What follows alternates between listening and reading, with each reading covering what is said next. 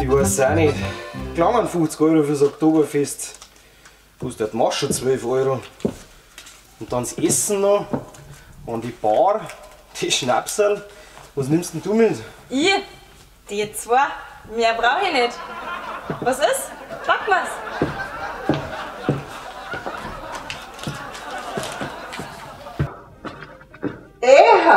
Gehen wir in den Berg oder was?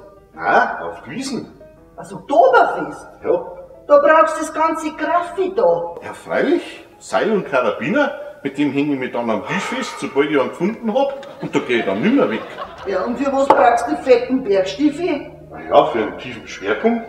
Falls ich dann doch einmal zum Wiesen gehen muss, dann schmeißt es mich nicht so leicht. Ja, musst du denn aber so viel saufen? Der war gut, auf der Wiesen. Ja, aber du brauchst doch keine Handschuhe nicht. Ja, die haben ja nur für einen Notfall. Falls das mit den schweren Schuhen nichts nützt, weil nicht, dass wir noch meine Finger zertrampeln. Und der Helm, der ist dafür da, für den Fall, dass die Maskreptiere verfliegen. Super Idee, ha? Ja, ganz super.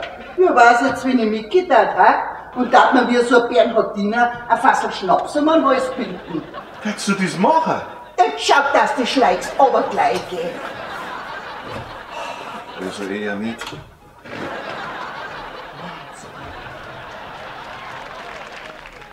Was ist nun? Wir müssen so im Taxi schauen.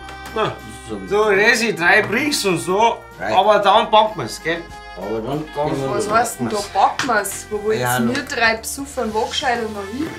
aufs Volksfest ins Bierzelt. Ins Bierzelt. Ihr seid doch jetzt schon bummvoll. Eben, wir wollen ja nicht auffallen. Hallo liebe Experimentierfreunde! Heute wollen wir mal was Neues ausprobieren. Was passiert, wenn man Mentos in Cola wirft, habt ihr schon 1000-mal gesehen.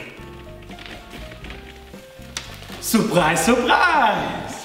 Wir wollen heute mal was Neues rausfinden. Wie Sie sehen, sind wir extra dafür nach Bayern gefahren für dieses Experiment. Wir wollen nämlich sehen, was passiert, wenn man Mentos in ein frisches Bier wirft. 3, 2, 1. Das passiert, mein Lieber. Mit unserem bayerischen Bier macht man keine Experimente.